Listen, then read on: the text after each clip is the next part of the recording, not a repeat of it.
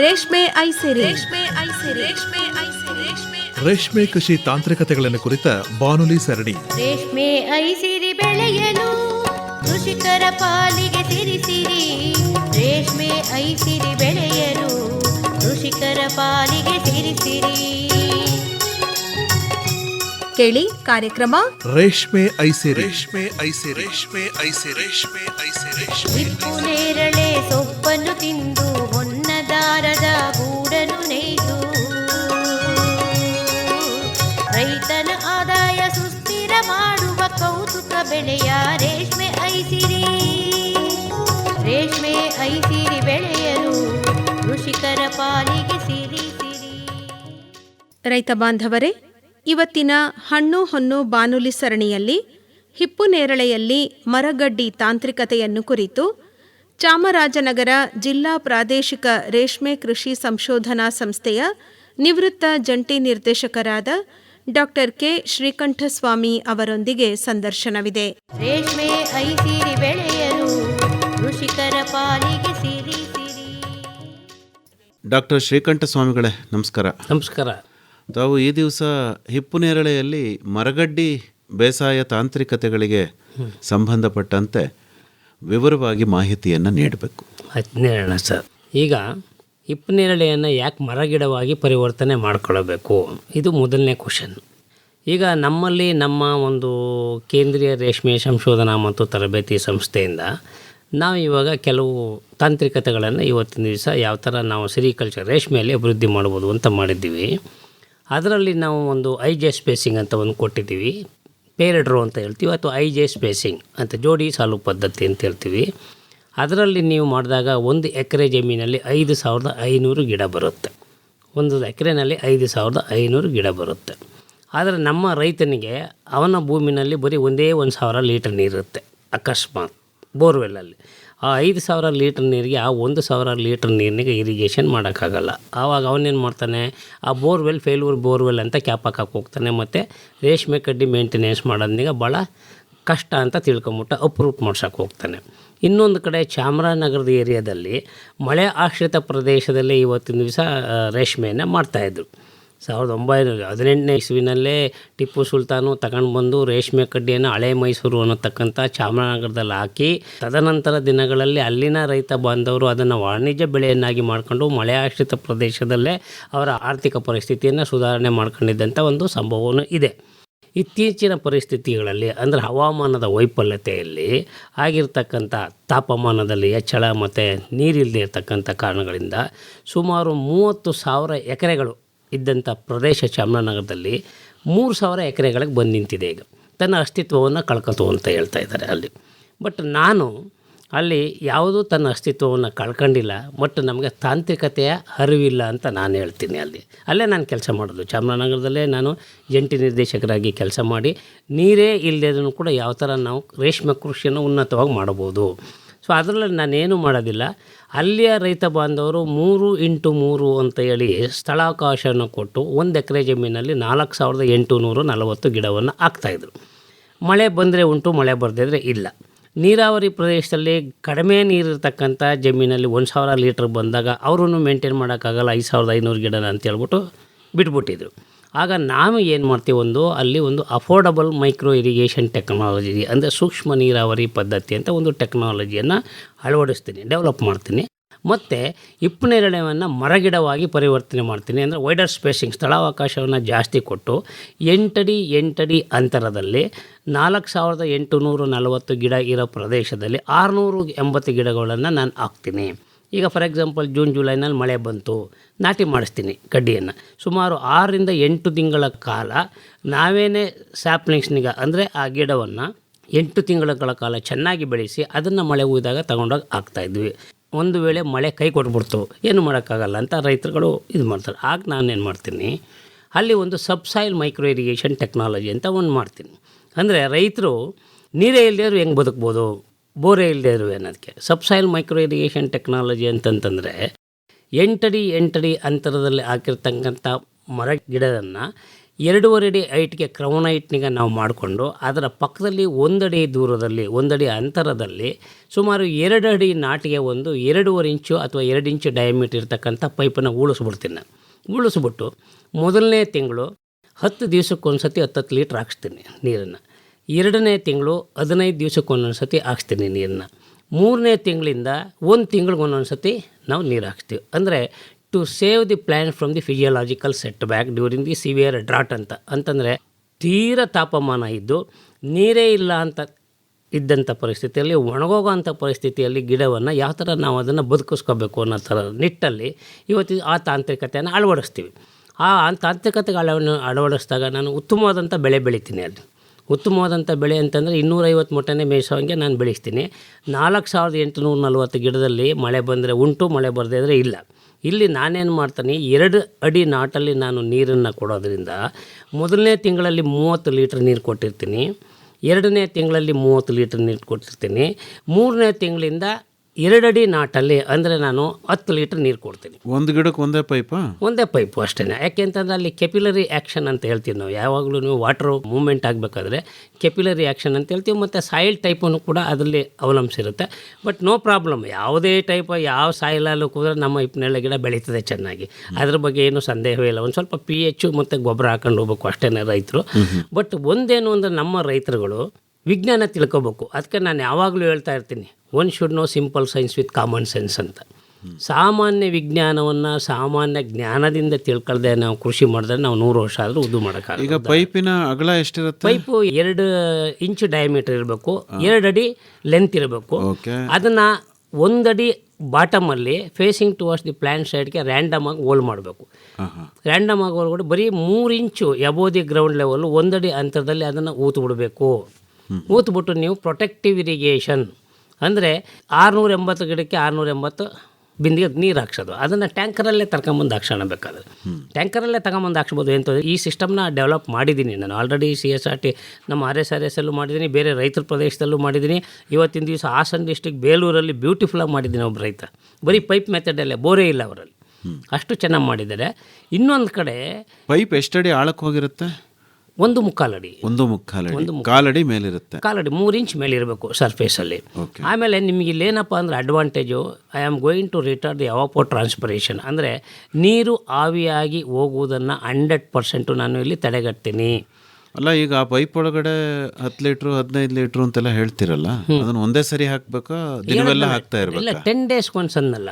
ಅದೇ sir, 10 days ಒಂದೇ ಸತಿ. ಅದು ಒಂದ್ ಸರಿ ಹಾಕಿದ್ರೆ ಒಂದೇ ಸರಿ ತಗೊಳತ್ತ 10 ಲೀಟ್ರ್ ನೀರನ್ನ? ಇಲ್ಲ, ನಮ್ಮ ಒಳಗಡೆ ಮಾಯಿಶ್ಚರ್ನಿಗೆ ನಾವು ಅಲ್ಲಿ ಮೇಂಟೈನ್ ಮಾಡಬೇಕು. ಅದಕ್ಕೆ ನಾವು ಯಾವಾಗಲೂ ಫೀಲ್ಡ್ ಕೆಪಾಸಿಟಿ ಅಂತ ಹೇಳ್ತೀವಿ. ಫೀಲ್ಡ್ ಕೆಪಾಸಿಟಿ ಮತ್ತು ವಿಲ್ಟಿಂಗ್ ಪಾಯಿಂಟ್ ಅಂತ ಒಂದು ಹೇಳ್ತೀವಿ.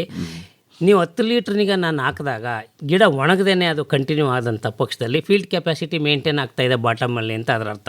ಅಂದರೆ ನಾವು ಡಿಫರೆಂಟ್ ಇಂಟರ್ವಲ್ಸಲ್ಲೂ ನೀರು ಹಾಕಿ ಟೆಸ್ಟ್ ಮಾಡಿದ್ದೀವಿ. ಅಲ್ಲಣ್ಣ, ಈಗ ಪೈಪಲ್ಲಿ ನೀವು ಒಂದೇ ಸರಿ 15 ಲೀಟ್ರ್ ನೀರು 10 ಲೀಟ್ರ್ ಹಿಡಿಯುತ್ತಾ? 10 ಲೀಟ್ರ್ ಅದು ಕೆಳಗಡೆ ಓಪನ್ ಆಗಿರುತ್ತಲ್ಲ, ಹೋಲ್ ಮಾಡಿರ್ತೀವಲ್ಲ, ಮತ್ತೆ ಪೈಪ್ನ ಹೋಲ್ ಮಾಡಿರ್ತೀವಿ, ಕೆಳಗಡೆ ಓಪನ್ ಆಗಿರುತ್ತೆ. ನೀವು ಮೇಲ್ಗಡೆಯಿಂದ ನೀರು ಹಾಕಿದಾಗ ಎಳ್ಕೊಳ್ಳುತ್ತೆ ನೀರು. ಇಮ್ಮಿಡಿಯೇಟಾಗಿ ಡ್ರೈ ಆಗಿದ್ದಾಗ ಇಮ್ಮಿಡಿಯೇಟಾಗಿ ನಿಮಗೆ ಬ್ಲಾಟಿಂಗ್ ಪೇಪರ್ ಲಿಂಕ್ ಹಾಕಿದ್ರೆ ಹೆಂಗೆ ಎಳ್ಕೊತದೆ ನೀರು, ಹಂಗೆ ಎಳ್ಕೊಂಬಿಡುತ್ತೆ. ಏನು ತೊಂದರೆ ಏನಿಲ್ಲ. ಇದೊಂದು ತಾಂತ್ರಿಕತೆ. ಇದು ಒಂದು ಸಬ್ ಸಾಯಿಲ್ ಮೈಕ್ರೋ ಇರಿಗೇಷನ್ ಟೆಕ್ನಾಲಜಿ. ಅಂದರೆ 2 ಅಡಿ ಅಂತರದಲ್ಲಿ ನೀವು ನೀರನ್ನು ಬಿಟ್ಟುಕೊಂಡು ಇವತ್ತಿನ ದಿವಸ ರೇಷ್ಮೆ ಕೃಷಿಯನ್ನು ಉತ್ತಮವಾಗಿ ಮಾಡಿ, ಇಲ್ಲ ಅಂತಂದ್ರೂ ಕೂಡ 70,000 to 80,000 ರೂಪಾಯಿನ ಒಂದು ಕ್ರಾಪ್ ಬೆಳೆಯೋಕ್ಕೆ ಯಾವುದೇ ವಿಧವಾದ ತೊಂದರೆ ಇಲ್ಲ, ಬೋರೇ ಇಲ್ಲದೆ ಅದ್ರ. ಇನ್ನೊಂದು ಕಡೆ ಬೋರು ಇದೆ, ಬಟ್ ಅವನಿಗೆ 1,000 ಲೀಟರ್ ನೀರು ಬರ್ತದೆ. ಅವನಿಗೇನು ಮಾಡಿದ್ದೀನಿ ಅಂತಂದರೆ ಡ್ರಮ್ ಕಿಟ್ ಟೆಕ್ನಾಲಜಿ ಅಂತ ಒಂದು ಟೆಕ್ನಾಲಜಿ ಡಿಸೈನ್ ಮಾಡ್ತೀನಿ ನಾನು. ಆ ಡ್ರಮ್ ಕಿಟ್ ಟೆಕ್ನಾಲಜಿನ ಏನಪ್ಪ ಅಂತಂದರೆ 680 ಗಿಡದಲ್ಲಿ ಮಧ್ಯ ಭಾಗದಲ್ಲಿ 5.5 ಅಡಿ ಹೈಟ್ಗೆ ಒಂದು ಡ್ರಮ್ನ ಎರೆಕ್ಷನ್ ಮಾಡ್ತೀನಿ.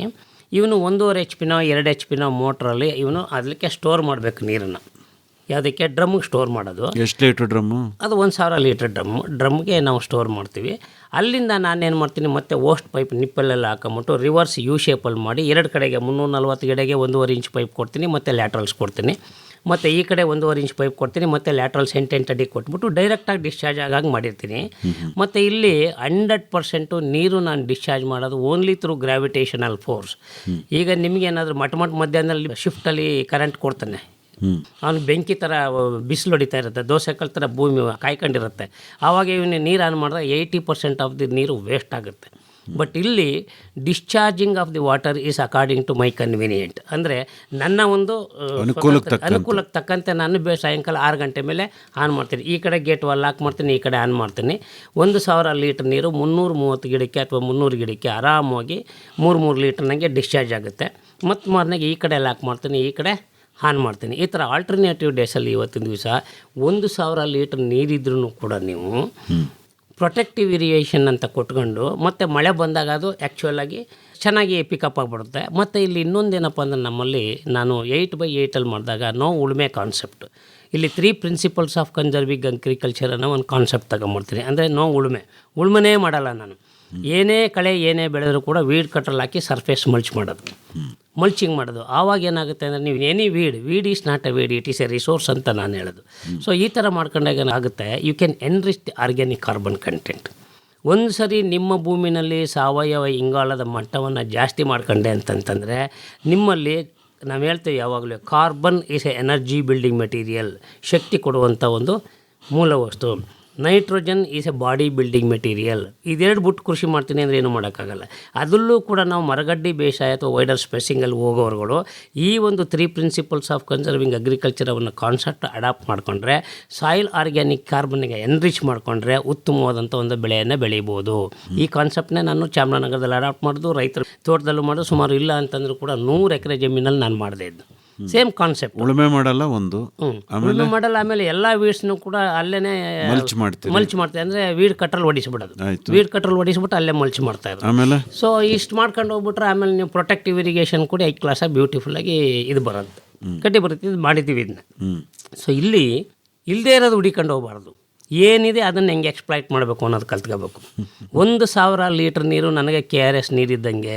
ಈಗ ನೋಡಿ, 5,500 ಗಿಡವನ್ನು ಹಾಕಿದಾಗ, ಜೋಡಿ ಸಾಲು ಪದ್ಧತಿಯಲ್ಲಿ ಹಾಕಿದಾಗ ನಮ್ಮ ಅಡ್ವೊಕೇಟ್ ಏನಿದೆ ಅಂದರೆ ತಾಂತ್ರಿಕತೆಯಲ್ಲಿ ನಮ್ಮ ಒಂದು ತಾಂತ್ರಿಕತೆ ಒಂದು ಇದು 2 ಲೀಟ್ರ್ ಕೊಡಬೇಕು ಮಿನಿಮಮ್ ಒಂದಿನಕ್ಕೆ. 5,500 ಇಂಟು 2 ಗಿಡ ಅಂದರೆ 11,000 ಲೀಟ್ರ್ ನೀರು ಬೇಕು ಒಂದಿನಕ್ಕೆ. ನನ್ನ ಬೋರ್ವೆಲ್ಲಲ್ಲಿ 1,000 ಲೀಟ್ರು. ಆ 1,000 ಲೀಟ್ರ್ನಿಗೆ ನಾನು ಯಾವ ಥರ ಉಪಯೋಗಿಸ್ಕೋಬೇಕು ಇದನ್ನು ನಾನು ಅಲ್ಲಿ ಅಡ್ರೆಸ್ ಮಾಡ್ತೀನಿ ಆ್ಯಕ್ಚುಲಾಗಿ. ಸೊ ಈ ಥರ ಮಾಡಿ ನಾನು ವಾಟರ್ ಮ್ಯಾನೇಜ್ಮೆಂಟು ಮತ್ತು ಸಾಯಿಲ್ ಮ್ಯಾನೇಜ್ಮೆಂಟ್ ಎರಡನ್ನೂ ಅಡ್ರೆಸ್ ಮಾಡಿ ಪರಿಪೂರ್ಣವಾಗಿ ಹಿಪ್ಪನೇರಳೆಯನ್ನು ಮರಗಿಡವಾಗಿ ಪರಿವರ್ತನೆ ಮಾಡಿ ಸುಮಾರು 250 ಮೊಟ್ಟೆಯನ್ನು ಮೇಯಿಸಿ, ಇಲ್ಲ ಅಂತಂದರೂ ಕೂಡ ಅವನು 150 kg ಗೂಡು ತೂಗಿಸ್ತೀನಿ. ಒಂದು ಬೆಳೆಗೆ ಒಂದು ಬೆಳೆಗೆ ಎಷ್ಟು ಬೆಳೆ ಮಾಡ್ಬೋದು? 5 ಬೆಳೆ ಮಾಡ್ಬೋದು. 5 ಬೆಳೆ ಆರಾಮಾಗಿ ಮಾಡ್ಬೋದು, ಏನು ತೊಂದರೆ ಏನಿಲ್ಲ. ಮತ್ತು ಇನ್ನೊಂದೇನು ಅಂತಂದರೆ ಇಲ್ಲಿ ನಾವು ಅರ್ಥ ಮಾಡ್ಕೋಬೇಕಾಗಿರೋದು, ಅವನು ಉರುಳಿ ಹಾಕ್ತಾನೆ ಅಥವಾ ಬೇರೆ ಏನೋ ಅಲಸಂದೆ ಹಾಕ್ತಾನೆ, ಬೇರೆ ಇದು ಚಿನ್ನಾಗಿನ ಎಲ್ಲನೂ ಗಿರಿವಿಗೆ ಇಟ್ಬಿಟ್ಟು ಕಳಕಾಯಿ ಹಾಕ್ಸ್ತಾನೆ. ಬಟ್ ಮಳೆ ಬರೋದಿಲ್ಲ. ಆವಾಗ ಗಿರಿವಿಗೆ ಇಟ್ಟಿದ್ರೆ ಬುಡ್ಸ್ಕೊಳಕ್ಕಾಗಲ್ಲ ಅವನ ಕೆಲಿ ಪಾಪ ರೈತನಿಗೆ. ಸೊ ಇಂಥ ಒಂದು ಸಂದಿಗ್ಧ ಪರಿಸ್ಥಿತಿ ನೀರೇ ಇಲ್ಲದೆ ಕೂಡ ಈ ಸಬ್ಸಾಯಿಲ್ ಮೈಕ್ರೋ ಇರಿಗೇಷನ್ ಟೆಕ್ನಾಲಜಿ ಮಾಡಿಸ್ಕೊಂಡ್ರೆ, ಈಗ ನಾನು 680 ಗಿಡವನ್ನು ಮರಗಿಡವಾಗಿ ಪರಿವರ್ತನೆ ಮಾಡಿರೋನು ಈಗ ನಾನು 50 ತೆಂಗಿನ ಮರ ಆರಾಮಾಗಿ ಬೆಳೆಸ್ತಾ ಇದ್ದೀನಿ. ಫಸ್ಟ್ ಕ್ಲಾಸಾಗಿ ಬೆಳೆಸ್ಬೋದು ತೆಂಗಿನ ಮರನ್ನು. ಅಲ್ಲೇ ಬೆಳೆಸ್ಕೋಬೋದು ಬೇಕಾದ್ರೆ. Same technology, same principle, okay, same subsoil micro irrigation technology principle adopt ಮಾಡಿಕೊಂಡ್ರೆ ನಮ್ಮ ರೈತರುಗಳು ನೀರೇ ಇಲ್ಲ ಅಂತ ಏನು ಒದ್ದಾಡೋದು ಬೇಕಲ್ಲ. ಬಟ್ ಯಾವುದೇ ಊರಾದರೂ ಕೂಡ, ಎಂಥ ಊರಾದರೂ ಕೂಡ ನಮಗೆ ಮಳೆ ಉಯ್ದಿದ್ರು ಕೂಡ ಬೇರೆ ಪ್ರಾಣಿಗಳಿಗೋಸ್ಕರ ಅನ್ನೋರು ಮಳೆ ಒಂದು ಸತಿ ಉಯ್ತದೆ. ಆ ಮಳೆಯನ್ನೇ ನಾವು ಎಫೆಕ್ಟಿವ್ ಆಗಿ ಯುಟಿಲೈಸ್ ಮಾಡಿಕೊಂಡ್ರೆ, ಹಾರ್ವೆಸ್ಟ್ ಮಾಡಿಕೊಂಡ್ರೆ, ನಿಮ್ಮ ಭೂಮಿನಲ್ಲಿ ಕಾರ್ಬನ್ನಿಗೆ ನೀವು ಎನ್ರಿಚ್ ಮಾಡಿದ್ರೆ, ಕಾರ್ಬನ್ ಲೇಯರ್ ಅಂದರೆ ಆರ್ಗ್ಯಾನಿಕ್ ಲೇಯರ್ನಿಗೆ ನೀವು ಎನ್ರಿಚ್ ಮಾಡಿದಾಗ ನಿಮ್ಗೆ ಏನಾಗುತ್ತೆ ಅಂದರೆ ರೈನ್ ವಾಟರ್ ಹಾರ್ವೆಸ್ಟಿಂಗ್ ಚೆನ್ನಾಗಾಗುತ್ತೆ. ಹಣ್ಣು ತಿನ್ನೋಣ ಬನ್ನಿರು, ನಾವೆಲ್ಲರೂ ಹಣ್ಣು ತಿನ್ನೋಣ ಬನ್ನಿರು. ಕೇಳುಗರೆ, ಹಣ್ಣು ಹೊನ್ನು ಬಾನುಲಿ ಸರಣಿಯ ಮುಕ್ತ ಪರೀಕ್ಷೆ ಹಾಗೂ ಸಮಾರೋಪ ಸಮಾರಂಭ ಇದೇ ತಿಂಗಳ 12ನೇ ತಾರೀಕು ಬುಧವಾರ ಮೈಸೂರಿನ ಕರ್ಜನ್ ಪಾರ್ಕ್ನ ತೋಟಗಾರಿಕಾ ಉಪನಿರ್ದೇಶಕರ ಕಚೇರಿ ಆವರಣದಲ್ಲಿರುವ ಡಾಕ್ಟರ್ MH ಮರಿಗೌಡ ಸಭಾಂಗಣದಲ್ಲಿ ಏರ್ಪಾಡು ಮಾಡಲಾಗಿದೆ. ಅಂದು ಬೆಳಿಗ್ಗೆ 10 ಗಂಟೆಗೆ ಹಣ್ಣು ಹೊನ್ನು ಬಾನುಲಿ ಸರಣಿಯ ಮುಕ್ತ ಪರೀಕ್ಷೆ, ನಂತರ ಬಹುಮಾನ ವಿತರಣಾ ಸಮಾರಂಭ ನಡೆಯಲಿದೆ. ಹಣ್ಣುಗಳ ಗಿಡ ನೆಟ್ಟು ತೋಟ ಬೆಳೆಸೋಣ ಬನ್ನಿರೋ, ನಾವೆಲ್ಲರೂ ಹಣ್ಣು.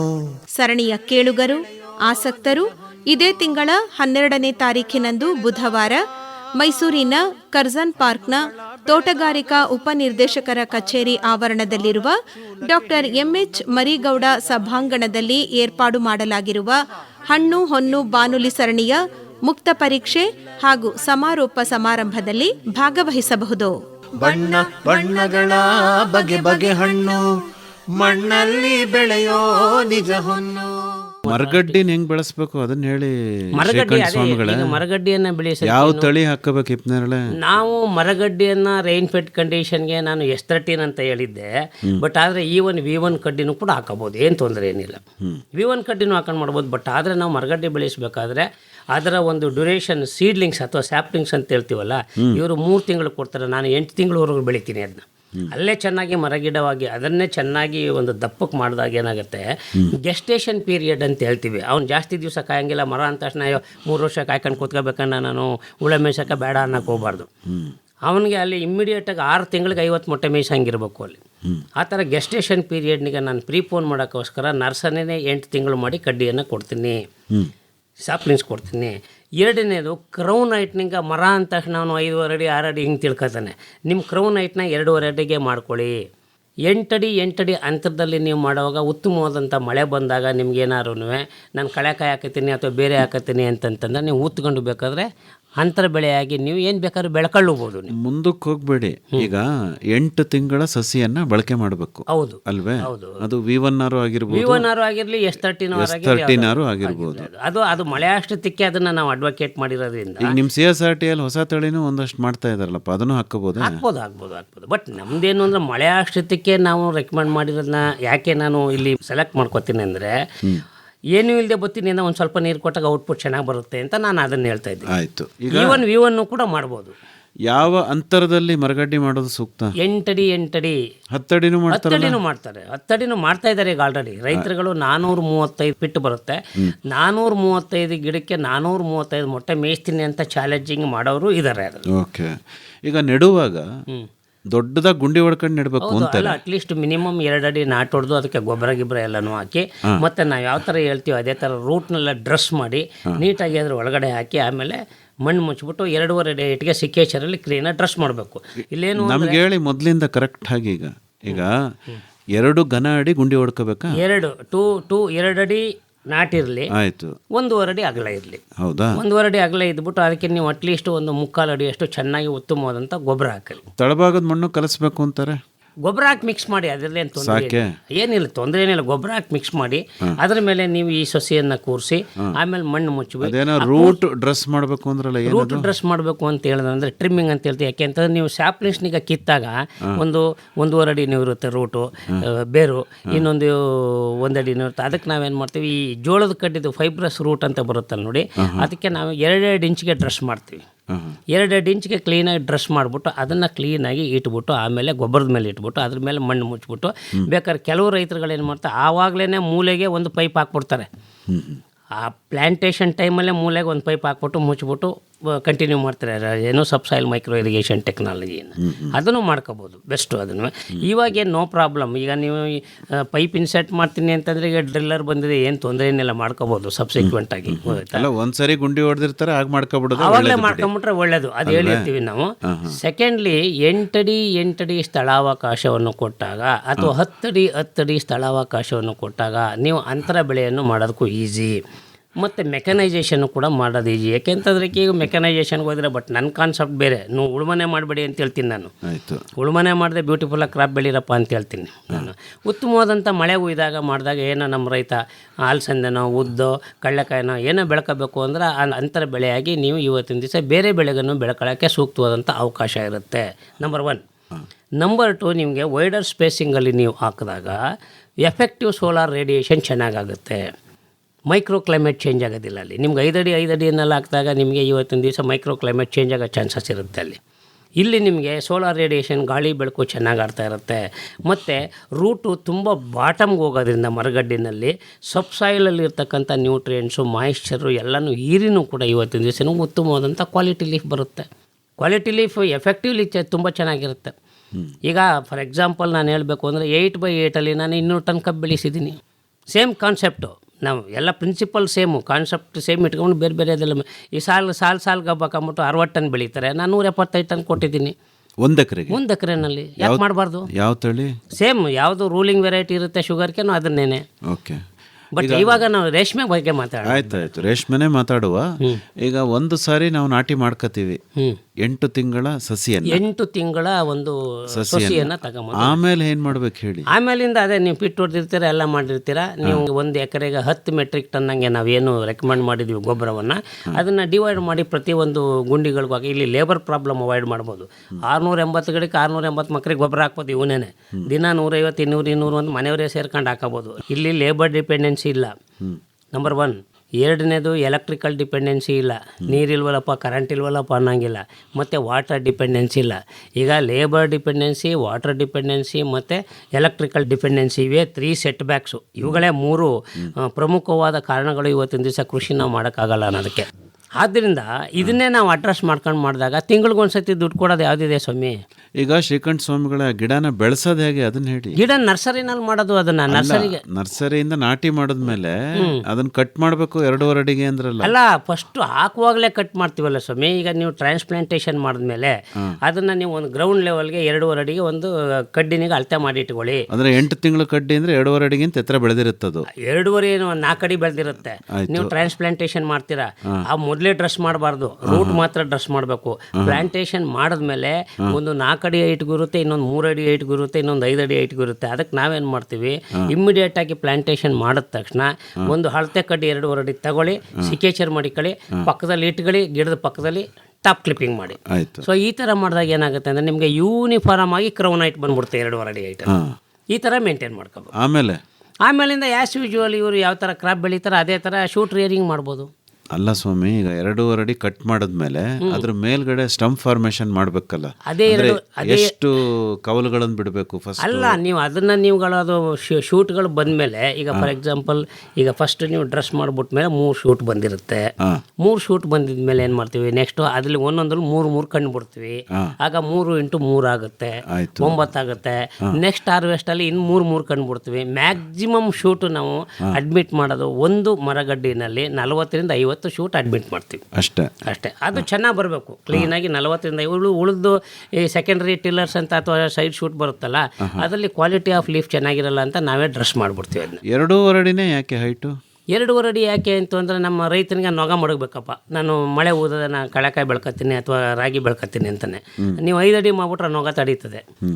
ಟೆಕ್ನಾಲಜಿನ ಟ್ಯೂನ್ ಅಪ್ ಮಾಡಬೇಕು ನಾವು ಯಾವಾಗಲೂ. ಮತ್ತು ಇನ್ನು 2.5 ಅಡಿಗೆ ಹೋಗೋ ನ್ಯೂಟ್ರಿಯೆಂಟ್ಸ್ ರಿಟೈರ್ಡ್ ಆಗಿ ಲೀಫ್ ಕೊಟ್ಟೋಗುತ್ತಲ್ಲ ಎಲ್ಲ ನ್ಯೂಟ್ರಿಯೆಂಟ್ಸು. ಅಡ್ವಾಂಟೇಜ್ ಇಲ್ಲಿ 5.5 ಅಡಿ ಇದ್ರೇನು ಸ್ಟಂಪು, ನನಗೆ 2.5 ಅಡಿ ಇದ್ರೇನು ಪರ್ಪಸ್ ಸರ್ವ್ ಆಗಬೇಕಿಲ್ಲಿ. ಪರ್ಪಸ್ ಸರ್ವ್ ಆಗೋದು ಇಂಪಾರ್ಟೆಂಟು. ರೈತನಿಗೆ ಅನುಕೂಲ ಆಗಂಗೆ ಪರ್ಪಸ್ ಮಾಡ್ಬೇಕು. ನಾನಿಲ್ಲಿ 2.5 ಅಡಿಗೆ ನಾನು ಕ್ರೌನ್ ಹೈಟ್ ಮಾಡಿದಾಗ ನೀವು ಲೀಫ್ ಎಲ್ಲ ಹಾರ್ವೆಸ್ಟ್ ಮಾಡಿರ್ತೀವಿ, ಎಲ್ಲ ಆದಮೇಲೆ ಮಳೆ ಉಯ್ದಿರುತ್ತೆ, ಅವನು ಇಮಿಡಿಯೇಟಿಗೆ ಮಧ್ಯದಲ್ಲಿ ಅವನು ಇಂಟರ್ ಕ್ರಾಪ್ ಮಾಡ್ಕೋಬೋದು, ಉಳುಮೆ ಮಾಡ್ಕೊಳ್ಳೋಕೆ ಅನುಕೂಲ ಆಗುತ್ತೆ. ಎರಡನೇದು 2.5 ಅಡಿಗೆ ಹೋಗ್ತಕ್ಕಂಥ ಏನೇನು ನ್ಯೂಟ್ರಿಷನ್ಸು ಏನೇನು ಹೋಗ್ತಾ ಇರುತ್ತೆ ಅದಷ್ಟನ್ನು ಕೂಡ ಇಲ್ಲಿ 2.5 ಅಡಿಗೆ ಬಂದ ತಕ್ಷಣ ಮತ್ತೆ ಲೀಫ್ ಡೈರೆಕ್ಟಾಗಿ ಹೊಟ್ಟೋಗುತ್ತೆ, ಕ್ವಾಲಿಟಿ ಲೀಫ್ ಚೆನ್ನಾಗಿ ಬಂದ್ಬಿಡುತ್ತೆ. ಈ ಥರ ನಾವು ಸ್ವಲ್ಪ ಯಾವಾಗಲೂ ಟೆಕ್ನಾಲಜಿ ಟ್ಯೂನ್ ಅಪ್ ಮಾಡಬೇಕಾಗುತ್ತೆ. ಅಲ್ಲ 2 ಅಡಿನೂ ಕೊಡ್ಬೋದು, 3 ಅಡಿನೂ ಕೊಡ್ಬೋದಲ್ಲ ಅಂತ. ಅಲ್ಲ, ನೊಗದಿಂದ ಕೆಳಗಿರ್ಬೇಕು ಒಟ್ಟಿನಲ್ಲಿ, ಅಷ್ಟೇ. ನೊಗದಿಂದ ಕೆಳಗೆ ಮಾಡಿ ನೀವು 2.5 ಅಡಿನಾರು ಕೊಡಿ, 3 ಅಡಿನೂ ಕೊಡಿ, but don't go for 5 feet 6 feet ಈ ಥರ ಎಲ್ಲ ಹೋಗೋದ್ರಲ್ಲಿ ಅರ್ಥ ಇಲ್ಲ. ಓಕೆ, ಒಂದು ಸ್ಟಂಪ್ ಅಂದರೆ ಒಂದು ಮರಗಡ್ಡಿನಲ್ಲಿ ಸಿಂಗಲ್ ಸ್ಟಂಪ್ ಫಾರ್ಮೇಷನ್ ಅಂತ ಅಲ್ವಾ, ಒಂದು ಇದರಲ್ಲಿ 50 ಕಡ್ಡಿಗಳನ್ನು ಬಿಡೋ ಅವಕಾಶ. 50 ಕಡ್ಡಿಗಳನ್ನು ನೀವು ಒಂದು 2 ವರ್ಷ ಕ್ಲೀನಾಗಿ ಎಸ್ಟಾಬ್ಲಿಷ್ ಆಗಿಬಿಟ್ರೆ ಒಂದು ಪಿಟ್ಟಲ್ಲಿ ಅಂದರೆ ಒಂದು ಗಿಡದಲ್ಲಿ ಸುಮಾರು 8 kg ಲೀಫ್ ಹಾರ್ವೆಸ್ಟ್ ಮಾಡ್ಬೋದು. ಒಂದು ಲೀಫು ಇಲ್ಲ ಅಂತಂದ್ರೂ ಕೂಡ 4 ಗ್ರಾಮ್ ಬರುತ್ತೆ, ಮಿನಿಮಮ್ 4 ಗ್ರಾಮು. ಆ ಥರ ನಿಮಗೆ 30 ಲೀಫ್ ಇದ್ರೂ ಕೂಡ 30 ಲೀಫು ಇಂಟು 4 ಗ್ರಾಮ್ ಅಂದರೆ 120 ಗ್ರಾಮ್ ಆಯಿತು. 120 ಗ್ರಾಮ್ ಇಂಟು 40 ಅಂತಂದರೆ 12 5 kg ಆಗೋಯ್ತು ಅಲ್ಲೇ. 5 kg ಇಂಟು ನೆಕ್ಸ್ಟು ನೀವು 700 ಗಿಡನ 680 ಗಿಡ ಇರುತ್ತೆ, ಹಾಕೊಳ್ಳಿ ಲೆಕ್ಕ ಹಾಕ್ಕೊಳ್ಳಿ. ಮತ್ತು ಒಂದು 100 ಮೊಟ್ಟೆಗೆ ನಾವು ಇವತ್ತಿಂದ 1250 kg ರೆಕಮೆಂಡ್ ಮಾಡ್ತೀವಿ. ನಿಮ್ಗೆ ಇಲ್ಲಿ 4,000 kg ಲೀಫ್ ಬಂದಿದ್ರು ಕೂಡ ಆರಾಮಾಗಿ 250 ಮೊಟ್ಟೆ ಮೇಯಿಸ್ಬೋದಲ್ಲ. ಈಗ ನಮ್ಮ ಟಾರ್ಗೆಟು 10 kg 15 kg. ಈಗ ನಮ್ಮ ಕೋಲಾರ ಕೆಲವು ಭಾಗದಲ್ಲಿ ಒಂದು ಗಿಡದಲ್ಲಿ 1 ಮೊಟ್ಟೆ ಸಾಕ್ತೀನಿ ಅಂತಾರೆ. ಒಂದು ಗಿಡದಲ್ಲಿ 1 ಮೊಟ್ಟೆ ಸಾಕ್ಬೇಕಾದ್ರೆ ಒಂದು ಮೊಟ್ಟೆಯಿಂದ 1 kg ತಗೋತೀನಿ ಅಂತಂದರೆ ನಾವು ಲೀಫ್ ಮತ್ತು ಕಕೂನ್ ರೇಷಿಯೋ ಅಂತ ಒಂದು ಇದನ್ನು ಮಾಡ್ತೀವಿ. ಸುಮಾರು ಇಲ್ಲ ಅಂತಂದ್ರೆ ಕೂಡ 18 ರಿಂದ 20 kg ಅಷ್ಟು ಲೀಫ್ ಬೇಕಾಗುತ್ತೆ. 1 kg ಗೂಡು ಬೆಳಿಬೇಕಾದ್ರೆ 1 kg ಗೂಡು ಬೆಳಿಬೇಕಾದ್ರೆ ನಮಗೆ 18 ರಿಂದ 20 kg ಅಷ್ಟು ಲೀಫ್ ಬೇಕಾಗುತ್ತೆ. ಲೀಫ್ ನೋಡಿ ಅವರು ಏನು ಫಾರ್ವರ್ಡ್ ಇದ್ದಾರೆ ಅಂತ. 10 ಅಡಿನಲ್ಲಿ ನಾನು 400 ಮೊಟ್ಟೆ ಮೇಯಿಸ್ತೀನಿ ಅಂತಂದರೆ it is not A joke.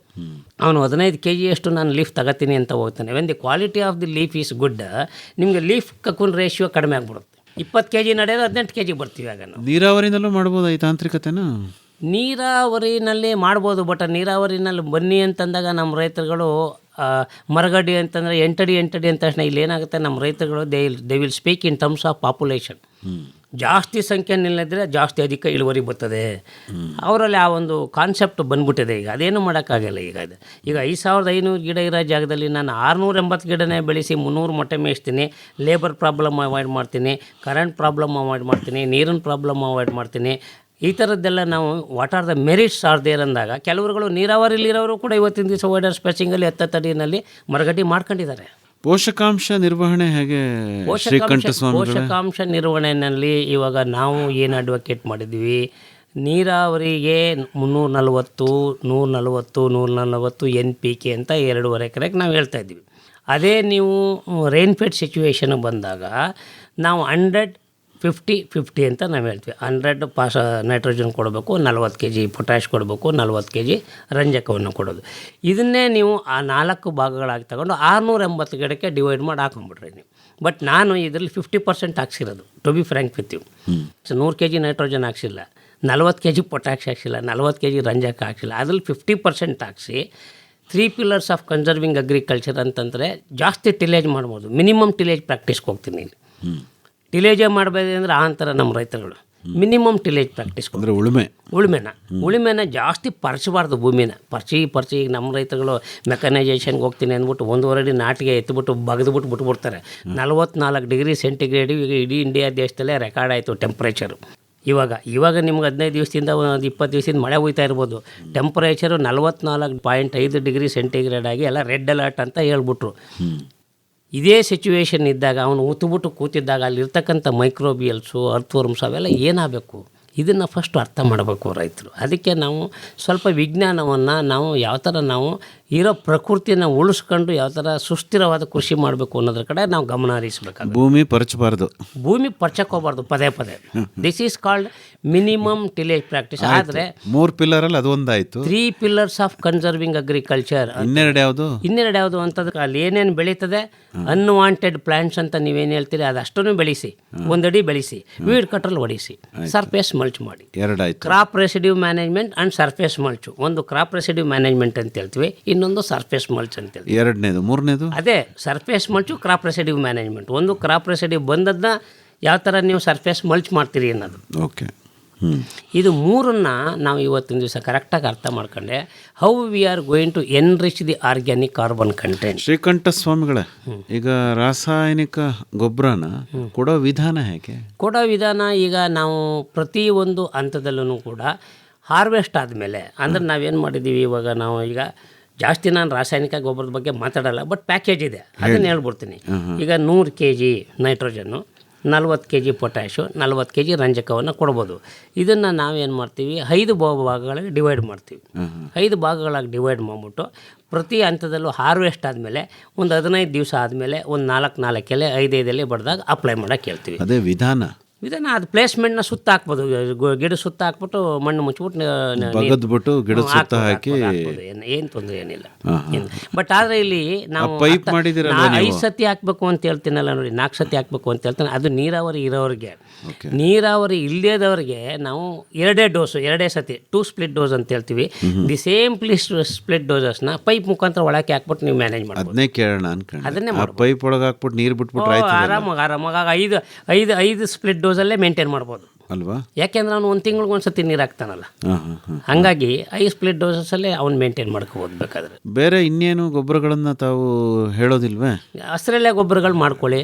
ಈಗ ನಮ್ಮದೇನು, ಈಗ ನಿಮ್ಮ ಭೂಮಿ ತಾಯಿಯ ಒಡಲಿನಿಂದ ಕಣವು ನಿನ್ನ ಪ್ರತಿಬಿಂಬ ತುಂಬಿದಾಗ ಅಂತಂದರೆ ಪ್ರತಿಯೊಂದು ಕಣಗಳು ಆರ್ಗ್ಯಾನಿಕ್ ಕಾರ್ಬನ್ ಆಗಿ ಕನ್ವರ್ಷನ್ ಮಾಡಿದ್ರೆ ಎರೆಹುಳು ಗೊಬ್ಬರ, ಇದು ನಮ್ಮ ಹಸಿರೆಲೆ ಗೊಬ್ಬರ, ಮತ್ತು ನೀವು ಸನ್ನೆಂಪು ಹಾಕಿ ಡಯಾಂಚ್ ಹಾಕಿ ಇದನ್ನೆಲ್ಲ ರಿಟರ್ನ್ ಮಾಡಿದಂಥ ಪಕ್ಷದಲ್ಲಿ ಆರ್ಗ್ಯಾನಿಕ್ ಕಾರ್ಬನ್ ಜಾಸ್ತಿ ಆಗುತ್ತೆ. ಒಲವಿನಿಂದ ಕ್ಷಣವು ಕಾಮಧೇನ ಜಪಿಸಿದಾಗ ನಮ್ಮ ರೈತ ಅನ್ನಿಸ್ಕೊಂಡನು ಒಂದು ನಾಟಿ ಹಸುವನ್ನು ಸಾಕಿದಂಥ ಪಕ್ಷದಲ್ಲಿ ಹಳ್ಳಿಕಾರನ್ನು ಅದರಿಂದ ಜೀವಾಮೃತ, ಘನಜೀವಾಮೃತ, ಪಂಚಕವ್ಯ, ದಶಕವ್ಯವನ್ನೆಲ್ಲ ಮಾಡಿ ಹಾಕಿದಾಗ ಭೂತಾಯಿ ಕೊಟ್ಟಳು ಸಿರಿಯ ರೈತಾಪಿ ಕೊಂಡನು ಖುಷಿಯ ಅಂತ. ಬಟ್ ಇದಿಷ್ಟು ಮರ್ತುಬಿಟ್ಟು ಖುಷಿ ಮಾಡಿದಾಗ ನಾನೇನು ಮಾಡೋಕ್ಕಾಗಲ್ಲ. ನೀವೇ ಬರೆದಿರೋದ ಕವಿತೆನಾ? ಈ ಕವಿತೆ ನಾನು ಅದಕ್ಕೆ ಅನುಗುಣವಾಗಿ ಹೇಳ್ತಾ ಇದ್ದೀನಿ ಇದನ್ನ. ಅಲ್ಲ, ಒಡಲಿನಿಂದ ಕಣಕಣ ಭೂಮಿಯ ಒಡಲಲ್ಲಿ ಈಗ ಏನಾಗಿದೆ ಅಂತಂದರೆ, ಈಗ ನಮ್ಮ ಭೂಮಿ ತಾಯಿ ಹಾಸ್ಪಿಟ್ಲಲ್ಲಿ ICUನಲ್ಲಿ ಇದ್ದಾಳೆ ಸ್ವಾಮಿ, because of the indiscriminate use of your chemical fertilisers. 340 kg ನೈಟ್ರೋಜನ್ನ ನಾವು ಹಾಕ್ತೀವಿ ಅಂತ ಹೇಳ್ತೀವಲ್ಲ, what is the effective utility of the nitrogen? Scientifically ಮಾತಾಡಬೇಕು. 100 kg ನಾನು ನೈಟ್ರೋಜನ್ ಇವತ್ತಿನ ದಿವಸ ಮರಗಡ್ಡಿಗೆ ನಾನು ರೆಕಮೆಂಡ್ ಮಾಡ್ತೀನಿ ಅಂದರೆ, ವಿಜ್ಞಾನ ಏನು ಹೇಳುತ್ತೆ ಅಂದರೆ, the effective utility of the ಸಾರಜನಕ ಈಸ್ ಓನ್ಲಿ 45%. ರೆಸ್ಟ್ 55% ಏನಾಯಿತು? ನೈಟ್ರೇಟಾಗಿ ಕನ್ವರ್ಟ್ ಆಯಿತು, ನೈಟ್ರಸ್ ಆಕ್ಸೈಡಾಗಿ ಕನ್ವರ್ಟ್ ಆಯಿತು. It is one of the important greenhouse gases ಅಂತ ಹೇಳ್ತೀವಿ, ಹಸಿರು ಅನಿಲಗಳು ಅಂತ. ಪ್ರಕೃತಿಯನ್ನು ಇವತ್ತಿನ ದಿವಸ ಎನ್ವೈರನ್ಮೆಂಟಲ್ ಡಿಗ್ರೇಡೇಷನ್ ಆಗೋಕ್ಕೆ that is also one of the element, ಅಂದರೆ greenhouse gas, nitrous oxide. ನಾವೇನೇ ಇಂಡೈರೆಕ್ಟಾಗಿ ಎನ್ವೈರನ್ಮೆಂಟ್ಗೆ ನಾವು ಕೆಡಿಸ್ದಂಗಾಗುತ್ತೆ. The effective utility of the phosphorus P2O5 ಅಂತ ಹಾಕ್ತೀವಿ ನಾವು. ಈಗ P2O5 40 kg ಹಾಕಬೇಕು ಅಂತಂದರೆ ಅವನು 2 ಬ್ಯಾಗ್ ಹಾಕ್ತಾನೆ. ಯಾವುದನ್ನು? DAPನ. ಇದು ಕಾಮನ್. ಈಗ ಹಳ್ಳಿಗಳಲ್ಲಿ ಹೋಗಿದ್ರೆ DAP, ಡೈ ಅಮೋನಿಯಂ ಫಾಸ್ಫೇಟನ್ನು 2 ಬ್ಯಾಗ್ ಹಾಕಿದ್ರೆ ಅದರಲ್ಲಿ 40% ಇರುತ್ತೆ. 40 kg ಹಾಕಿದ್ದೀನಿ, 2 ಡೋಸು, 6 ತಿಂಗಳಿಗೊಂದ್ಸತಿ ಹಾಕ್ತೀನಿ ಅಂತ ಕಾಲ ಟೈಟ್ ಮಾಡ್ಕೊತಾನೆ ಅವನು ರೈತ. The effective utility of your phosphorus chemical, any synthetic phosphorus if you apply to the soil, it immediately reacts with the other element present in the soil and it is going to fix. The effective utility is only 10%. ಅಂದರೆ 40 kg ಹಾಕಿದಾಗ ನಿನಗೆ ಉಪಯೋಗ ಬರೋದು ಬರೀ 4 kg. ಇನ್ನು 36 kg ಏನಾಯಿತು? ಇದನ್ನು ವಿಜ್ಞಾನ ತಿಳ್ಕೋಬೇಕು. ಅದೇ ನೀವು ಕಾರ್ಬನ್ನಿಗೆ ಎನ್ರಿಚ್ ಮಾಡಿದಾಗ ಅಲ್ಲಿ ಇರ್ತಕ್ಕಂಥ ಮೈಕ್ರೋಬ್ಸ್ಗಳೆಲ್ಲ ಎನ್ರಿಚ್ ಆದಾಗ ಆ ಫಾಸ್ಫೇಟು ಆ್ಯಕ್ಚುಲಾಗಿ ಇವು ಜನರಲಾಗಿ ರೆಡ್ ಸಾಯಿಲಲ್ಲಿ ರಿಚ್ ಇರುತ್ತೆ ಫಾಸ್ಫರಸ್ಸು, ಬಟ್ ಫಿಕ್ಸ್ ಆಗಿರುತ್ತೆ. ನೀವು ಮೈಕ್ರೋಬಿಯಲ್ ಫಾಸ್ಫಟೇಜ್ ಎನ್ಸೈಮ್ ಬೇಕು ಅದಕ್ಕೆ. ಆವಾಗ ನೀವು ಮೈಕ್ರೋಬ್ಸು ನಮಗೆ ಫಾಸ್ಫಟೇಜ್ ಕೊಡ್ತಕ್ಕಂಥ ಎನ್ಸೈಮ್ ಕೊಡ್ತಕ್ಕಂಥ ನೀವು ಫಾಸ್ಫರಸ್ ಸಾಲಬಲೈಸಿಂಗ್ ಬ್ಯಾಕ್ಟೀರಿಯಾಗಳನ್ನ ಅಥವಾ ಮೈಕ್ರೋಬ್ಸ್ನಿಗೆ ಎನ್ರಿಚ್ ಮಾಡಿದಾಗ ಅದು ತಾನು ಬದುಕೋಕ್ಕೋಸ್ಕರ ಅಲ್ಲಿ ಫಿಕ್ಸ್ ಆಗಿರ್ತಕ್ಕಂಥ ಫಾಸ್ಫೇಟ್ನ ಕಿಲೇಟ್ ಮಾಡುತ್ತೆ. ಕಿಲೇಟ್ ಮಾಡಿ ಅಂದರೆ ಅದು ಹೊಡೆದು ಈಚೆ ತಗೊಂಬಂದು ಅವೈಲಬಲ್ ಫಾರಮ್ ಹೋಗ್ಬಿಡುತ್ತೆ. ಅದು ತನಗೆ ಎಷ್ಟು ಉಪಯೋಗಿಸಬೇಕು ಉಳಿದ ಮಿಕ್ಕದ್ದು ಹಂಗೆ ಬಿಟ್ಟಿರೋದನ್ನ ಗಿಡ ಎಳ್ಕೊಬೋದು. ಸೊ ಇದನ್ನು ನಾವು ಫಸ್ಟ್ ಇರ್ತವೆ. Similarly even in case of the potash also, ಪೊಟ್ಯಾಶಲ್ಲೂ ಕೂಡ ನೀವು 40 kg ಹಾಕಿದಾಗ the effective utility of the potash is only 10%. 40 kg 10% 4 kg ಆಗೋದು. ಅದೇ ನೀವು ಈ ಥರ ಆರ್ಗ್ಯಾನಿಕ್ ಕಾರ್ಬನ್ನಿಗೆ ನಾವು ಹೇಳ್ದಂಗೆ ನೀವು ಎನ್ರಿಚ್ ಮಾಡ್ಕೊಂಡಾಗ, weeds are heterogeneous, different types of weeds ಇರುತ್ತೆ. ಅದು ಹಸಿರಿರುತ್ತೆ. ಹಸಿರಿರೋದೇನು, it is nothing but it captures the atmospheric carbon dioxide. ಆ ಕಾರ್ಬನ್ನ ನೀವು ಭೂಮಿ ಒಳಗೆ ಹಾಕ್ತೀರಿ. ಅದ್ರ ಜೊತೆಗೆ ನೈಟ್ರೋಜನ್ನು ಇರುತ್ತೆ ಮತ್ತು ಮೈಕ್ರೋ ನ್ಯೂಟ್ರಿಯೆಂಟ್ಸು ಇರುತ್ತೆ ಅದರಲ್ಲಿ, ಹೌದಲ್ವ? ಸಾಯಿಲ್ ಒಂದೇ. ನಾವು ರಬ್ಬರ್ ಗಿಡನೂ ಬೆಳಿತೀವಿ, ಬಟರ್ ಫ್ರೂಟ್ನೂ ಬೆಳಿತೀವಿ, ತೆಂಗಿನ ಗಿಡನೂ ಬೆಳಿತೀವಿ, ಅಡಿಕೆ ಗಿಡನೂ ಬೆಳಿತೀವಿ, ಮತ್ತು ನಿಂಬೆಹಣ್ಣು ಬೆಳಿತೀವಿ, ಹಿಪ್ನೇಡ ಗಿಡನೂ ಬೆಳಿತೀವಿ. But it is a bowl for everything. It supplies all the nutrients, but we have to enrich the soil organic carbon. It is going to take care of the complete soil function ಅಂತ. ಅಂದರೆ ಮಣ್ಣಿನಲ್ಲಿ ನಡೀತಕ್ಕಂಥ ಎಲ್ಲ ಕ್ರಿಯೆಗಳಿಗೂ ಮೂಲ ಯಾವುದಪ್ಪ ಅಂತಂತಂದರೆ carbon. ಇದನ್ನು first ನಮ್ಮ ರೈತರುಗಳು ಅರ್ಥ ಮಾಡ್ಕೊಂಡು ಕೃಷಿಯನ್ನು ಮಾಡಬೇಕು. ಮರಗಡ್ಡಿ ಆರ್ಥಿಕತೆ ಏನು? ಮರಗಡ್ಡಿ ಆರ್ಥಿಕತೆಯಲ್ಲಿ ಏನೂ ಇಲ್ಲದೆ ಜಾಗದಲ್ಲಿ ನಿಮಗೆ 100 kg 150 kg ಈಗ ಇದು ಕೊಡ್ತೀನಿ ಅಂದಮೇಲೆ ಇವತ್ತಿನ ದಿವಸ ಯಾವರೇಜ್ ರೇಟು ನಿಮ್ಗೆ 500 ರೂಪಾಯಿ ಸಿಗುತ್ತೆ. ಒಂದು ಸತಿ ಕಡಿಮೆ ಇರಲಿ, ಒಂದು ಸತಿ ಜಾಸ್ತಿ ಇರಲಿ, ಸರಾಸರಿ ನಿಮಗೆ ಗೋಡನ್ ರೇಟು 500 ರೂಪಾಯಿ ಸಿಗುತ್ತೆ. ನಿಮಗೆ 250 ಮೊಟ್ಟೆಗೆ ನೀವು ಇವತ್ತಿನ ದಿವಸ 80 kg ಬೆಳೆದ್ರೂ ಕೂಡ ನಿಮಗೆ 200 kg ಆಯಿತು. 200 kg ಇಂಟು 500 ರೂಪಾಯಿ ಅಂತಂದ್ರೆ 1 ಲಕ್ಷ ಆಯಿತು. ನೀವೇನು ಇಲ್ಲದೆ ಕೂತಿದ್ರಿ, 10,000 ಇಲ್ಲದೆ ಬೆಳ್ಕಳ್ದೆ ಕೂತಿದ್ದೀರಲ್ಲಪ್ಪ. ಆರ್ಥಿಕತೆ ಚೆನ್ನಾಗಿಲ್ಲ. 17 ದಿವಸದಲ್ಲಿ ಚಾಕಿ ತಗೊಂಡು ಬಂದಮೇಲೆ, ಚಾಕಿ ಏನೋ 2ನೇ ಜ್ವರದಿಂದ ಚಾಕಿ ತಗೊಂಬರ್ತೀವಿ, 2ನೇ ಜ್ವರದಿಂದ ತಂದಮೇಲೆ 3ನೇ ಜ್ವರ ಅಂತೇಳಿ, 3ನೇ ಜ್ವರ ಆದಮೇಲೆ 4ನೇ ಜ್ವರ, 4ನೇ ಜ್ವರದಿಂದ ಎದ್ದ ಮೇಲೆ 3 ದಿವಸ ಆದಮೇಲೆ ನಮ್ಮ ರೈತರುಗಳು ಟೈಟಾಗಿ 5 ದಿವಸ ಕಷ್ಟಪಟ್ಬಿಟ್ರೆ, ಪರ್ಸನಲ್ ಅಟೆನ್ಷನ್ ತಗೊಂಡು ನೋಡ್ಕೊಂಬಿಟ್ರೆ ಬೀರುನಲ್ಲಿ ದುಡ್ಡಿದ್ದಂಗೆ. 5 ದಿವಸ ಕಷ್ಟಪಡಲ್ಲ ಒಂದು 17 ದಿವಸದಲ್ಲಿ ಅಂತಂತಂದರೆ ಏನು ಸಂಪಾದನೆ ಮಾಡ್ತೀರಿ ನೀವು? 17 ದಿವಸದಲ್ಲಿ ಸಂಪಾದನೆ ಮಾಡದೇ ಇದ್ದವರು ನೀವು ಅಡ್ಕಲ್ಲಿ ಸಂಪಾದನೆ ಮಾಡಿಬಿಡ್ತೀರಾ? ಅಲ್ಲ, ನಾವು ಖರ್ಚು ಕಡಿಮೆ ಅಂತ ಅನ್ಸುತ್ತಲ್ವ? ಖರ್ಚು ಕಡಿಮೆ ಅಲ್ಲ. ಈಗ ಇಲ್ಲೇನಾಗಿದೆ, ದೇರ್ ಆರ್ 2 ಟೈಪ್ಸ್. ಒಂದು, ನಾವು ಆಬ್ಸೆಂಟಿ ಲ್ಯಾಂಡ್ಲಾರ್ಡ್ಗಳು ಎಲ್ಲದಕ್ಕೂ ದುಡ್ಡು ಕೊಟ್ಟು ಮಾಡಿಸ್ತೀವಿ. ಹಾಗೇನಾಗುತ್ತೆ, ನಾವು ಆಬ್ಸೆಂಟ್ಲಿ ಎಲ್ಲದಕ್ಕೂ ದುಡ್ಡು ಕೊಟ್ಟು ಮಾಡಿದಾಗ ಓವರ್ ಹೆಡ್ ಎಕ್ಸ್ಪೆಂಡಿಚರ್ ಜಾಸ್ತಿ ಬರುತ್ತೆ, ನಮಗೆ ಜಾಸ್ತಿ ಖರ್ಚು ಬರುತ್ತೆ. ಆವಾಗ ನಾವು ನನಗೆ 90 kgನೇ ಬರಬೇಕು ಈಲ್ಡು ಅಂತ ನಾನು ಕೂತ್ಕೊತೀನಿ. ಬಟ್ ನಮ್ಮ ರೈತ ಅವನ ಫ್ಯಾಮಿಲಿ ಮೆಂಬರ್ಸ್ ಎಲ್ಲೇ ಕೂತ್ಕೊಂಡು, ಇವಾಗ ಶೂಟ್ ರಿಯರಿಂಗ್ ಅಂತ ಮಾಡಿರೋದ್ರಿಂದ 3 ಜನ ಸಾಕು 100 ಮೊಟ್ಟೆ ಮೇಸಕ್ಕೆ. ಇವತ್ತಿನ ದಿವಸ 3 ಜನ ಓವರ್ ಹೆಡ್ ಎಕ್ಸ್ಪೆಂಡಿಚರ್ ಮನೆಯವರೇ ಸೇರ್ಕೊಂಡು ಮಾಡಿದಂಥ ಪಕ್ಷದಲ್ಲಿ ಇವತ್ತಿನ ದಿವಸ 100 ಮೊಟ್ಟೆಗೆ 70 kg ಬಂದರೂ ಕೂಡ 35,000 ಆಯ್ತಲ್ಲ. ಹಣ್ಣು ತಿನ್ನೋಣ ಬನ್ನಿರೋ, ನಾವೆಲ್ಲರೂ ಹಣ್ಣು ತಿನ್ನೋಣ ಬನ್ನಿರೋ. ಕೇಳುಗರೆ, ಹಣ್ಣು ಹೊನ್ನು ಬಾನುಲಿ ಸರಣಿಯ ಮುಕ್ತ ಪರೀಕ್ಷೆ ಹಾಗೂ ಸಮಾರೋಪ ಸಮಾರಂಭ ಇದೇ ತಿಂಗಳ 12ನೇ ತಾರೀಕು ಬುಧವಾರ ಮೈಸೂರಿನ ಕರ್ಜನ್ ಪಾರ್ಕ್ನ ತೋಟಗಾರಿಕಾ ಉಪನಿರ್ದೇಶಕರ ಕಚೇರಿ ಆವರಣದಲ್ಲಿರುವ ಡಾಕ್ಟರ್ ಎಂಎಚ್ ಮರಿಗೌಡ ಸಭಾಂಗಣದಲ್ಲಿ ಏರ್ಪಾಡು ಮಾಡಲಾಗಿದೆ. ಅಂದು ಬೆಳಿಗ್ಗೆ 10 ಗಂಟೆಗೆ ಹಣ್ಣು ಹೊನ್ನು ಬಾನುಲಿ ಸರಣಿಯ ಮುಕ್ತ ಪರೀಕ್ಷೆ, ನಂತರ ಬಹುಮಾನ ವಿತರಣಾ ಸಮಾರಂಭ ನಡೆಯಲಿದೆ. ಹಣ್ಣುಗಳ ಗಿಡ ನೆಟ್ಟು ತೋಟ ಬೆಳೆಸೋಣ ಬನ್ನಿರೋ, ನಾವೆಲ್ಲರೂ ಹಣ್ಣು. ಸರಣಿಯ ಕೇಳುಗರು, ಆಸಕ್ತರು ಇದೇ ತಿಂಗಳ 12ನೇ ತಾರೀಖಿನಂದು ಬುಧವಾರ ಮೈಸೂರಿನ ಕರ್ಜನ್ ಪಾರ್ಕ್ನ ತೋಟಗಾರಿಕಾ ಉಪನಿರ್ದೇಶಕರ ಕಚೇರಿ ಆವರಣದಲ್ಲಿರುವ ಡಾಕ್ಟರ್ ಎಂಎಚ್ ಮರಿಗೌಡ ಸಭಾಂಗಣದಲ್ಲಿ ಏರ್ಪಾಡು ಮಾಡಲಾಗಿರುವ ಹಣ್ಣು ಹೊನ್ನು ಬಾನುಲಿ ಸರಣಿಯ ಮುಕ್ತ ಪರೀಕ್ಷೆ ಹಾಗೂ ಸಮಾರೋಪ ಸಮಾರಂಭದಲ್ಲಿ ಭಾಗವಹಿಸಬಹುದು. ಬಣ್ಣ ಬಣ್ಣಗಳ ಬಗೆ ಬಗೆ ಹಣ್ಣು, ಮಣ್ಣಲ್ಲಿ ಬೆಳೆಯೋ ನಿಜ ಹೊನ್ನು. ಶ್ರೀಕಂಠ ಸ್ವಾಮಿಗಳೇ, ಹೆಚ್ಚಿನ ಮಾಹಿತಿಗೆ ನಮ್ಮ ಕೇಳುಗರು ತಮ್ಮನ್ನೇ ನೇರವಾಗಿ ಸಂಪರ್ಕ ಮಾಡಬೇಕು ಅನ್ನೋದಾದರೆ ಸಂಪರ್ಕಕ್ಕಾಗಿ ನಿಮ್ಮ ಮೊಬೈಲ್ ಸಂಖ್ಯೆನ ಕನ್ನಡದಲ್ಲಿ ಹೇಳ್ಬಿಡ್ಬೋದೆ? ಹೇಳ್ತೀನಿ, ಅದಕ್ಕೆ ದಯಮಾಡಿ ಹೇಳಿ. ಆಗಲಿ. 9 6 1 1 3 1 9 5 9 8. ಇನ್ನೊಂದು ಸರಿ ಹೇಳ್ತೀರಾ? 9 6 1 1 3 1 9 5 9 8. ಇನ್ನೂ ಒಂದು ಸರಿ ಹೇಳ್ಬಿಡಿ. 9 6 1 1 3 1 9 5 9 8. ಒಳ್ಳೆಯದು ಶ್ರೀಕಂಠ ಸ್ವಾಮಿಗಳೇ, ಇದುವರೆಗೂ ಹಿಪ್ಪನೇರಳೆಯಲ್ಲಿ ಮರಗಡ್ಡಿ ತಾಂತ್ರಿಕತೆ ಈ ವಿಚಾರಕ್ಕೆ ಸಂಬಂಧಪಟ್ಟಂತೆ ಬಹಳ ಸೊಗಸಾಗಿ ನಿಮ್ಮ ವಿಚಾರಗಳನ್ನು ಹಂಚಿಕೊಂಡಿದ್ದೀರಿ. ವಂದನೆಗಳು. ನಮಸ್ಕಾರ. ನಮಸ್ಕಾರ. ರೇಷ್ಮೆ ಐಸಿರಿ ಬೆಳೆಯಲು ಕೃಷಿಕರ ಪಾಲಿಗೆ ಸಿರಿ ಸಿರಿ. ಹಿಪ್ಪುನೇರಳೆಯಲ್ಲಿ ಮರಗಡ್ಡಿ ತಾಂತ್ರಿಕತೆಯನ್ನು ಕುರಿತು ಚಾಮರಾಜನಗರ ಜಿಲ್ಲಾ ಪ್ರಾದೇಶಿಕ ರೇಷ್ಮೆ ಕೃಷಿ ಸಂಶೋಧನಾ ಸಂಸ್ಥೆಯ ನಿವೃತ್ತ ಜಂಟಿ ನಿರ್ದೇಶಕರಾದ ಡಾಕ್ಟರ್ ಕೆ ಶ್ರೀಕಂಠಸ್ವಾಮಿ ಅವರೊಂದಿಗೆ ಸಂದರ್ಶನವನ್ನು ಕೇಳಿದಿರಿ. ನಮ್ಮ ಮುಂದಿನ ಕಾರ್ಯಕ್ರಮದಲ್ಲಿ ರೇಷ್ಮೆ ಹುಳುಗಳಿಗೆ ಸೂಕ್ತವಾದ ಮನೆ ನಿರ್ಮಾಣವನ್ನು ಕುರಿತು ಮೈಸೂರಿನ ಕೇಂದ್ರ ರೇಷ್ಮೆ ಸಂಶೋಧನೆ ಹಾಗೂ ತರಬೇತಿ ಸಂಸ್ಥೆಯ ವಿಜ್ಞಾನಿ ಡಾಕ್ಟರ್ ಕೆಬಿ ಚಂದ್ರಶೇಖರ್ ಅವರೊಂದಿಗೆ ಸಂದರ್ಶನವಿದೆ. ರೇಷ್ಮೆ ಐಸಿರಿ. ರೇಷ್ಮೆ ಕೃಷಿ ತಾಂತ್ರಿಕತೆಗಳನ್ನು ಕುರಿತ ಬಾನುಲಿ ಸರಣಿ ಕೇಳಿದಿರಿ. ಹಿಪ್ಪು ನೇರಳೆ ಸೊಪ್ಪನ್ನು ತಿಂದು ಹೊನ್ನದಾರದ ಗೂಡನ್ನು ನೇಯ್ದು ರೈತನ ಆದಾಯ ಸುಸ್ಥಿರ ಮಾಡುವ ಕೌತುಕ ಬೆಳೆಯ ರೇಷ್ಮೆ ಐಸಿರಿ. ಸಹಯೋಗ ಮೈಸೂರಿನ ಕೇಂದ್ರ ರೇಷ್ಮೆ ಸಂಶೋಧನೆ ಹಾಗೂ ತರಬೇತಿ ಸಂಸ್ಥೆ. ಶೋಧನ ಸಂಸ್ಥೆಯ ಸಹಕಾರ ಕೃಷಿಕರ ಪಾಲಿಗೆ ಭರಪೂರ. ಹಸಿರು ಹೊನ್ನಿದು ಮಣ್ಣಲ್ಲಿ ಬೆಳೆಯುವ ಬಂಗಾರ. ಉಡಿಗೆ ತೊಡಿಗೆಗೆ ಸಂಪ್ರದಾಯದ ಶೃಂಗಾರ. ಶೀರ್ಷಿಕ ಗೀತೆ ರಚನೆ ಡಾಕ್ಟರ್ ಆರ್ ಭಾಗ್ಯ ಹಾಗೂ ರಮೇಶ್ ಪಿ ರಂಗಸಮುದ್ರ. ರಾಗ ಸಂಯೋಜನೆ ಹಾಗೂ ಗಾಯನ ಜಿ ಪುಷ್ಪಲತಾ. ಮಾಡಿರಿ ರೇಷ್ಮೆ ಬೇಸಾಯ, ಬದುಕಿಗೆ ಮಾಸಿಕ ಆದಾಯ. ದುಡಿಯುವ ಕೈಗೆ ಉದ್ಯೋಗ, ಇಲಾಖೆಯ ಬಗೆ ಬಗೆ ಅನುದಾನ.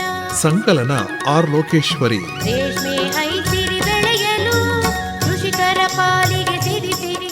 ಪರಿಕಲ್ಪನೆ ಹಾಗೂ ನಿರ್ಮಾಣ ಎನ್ ಕೇಶವಮೂರ್ತಿ. ಕೃಷಿಕರ ಪಾಲಿಗೆ ಸಿರಿ ಸಿರಿ. ರೇಷ್ಮೆ ಐಸಿರಿ ಬೆಳೆಯಲು ಕೃಷಿಕರ ಪಾಲಿಗೆ ಸಿರಿ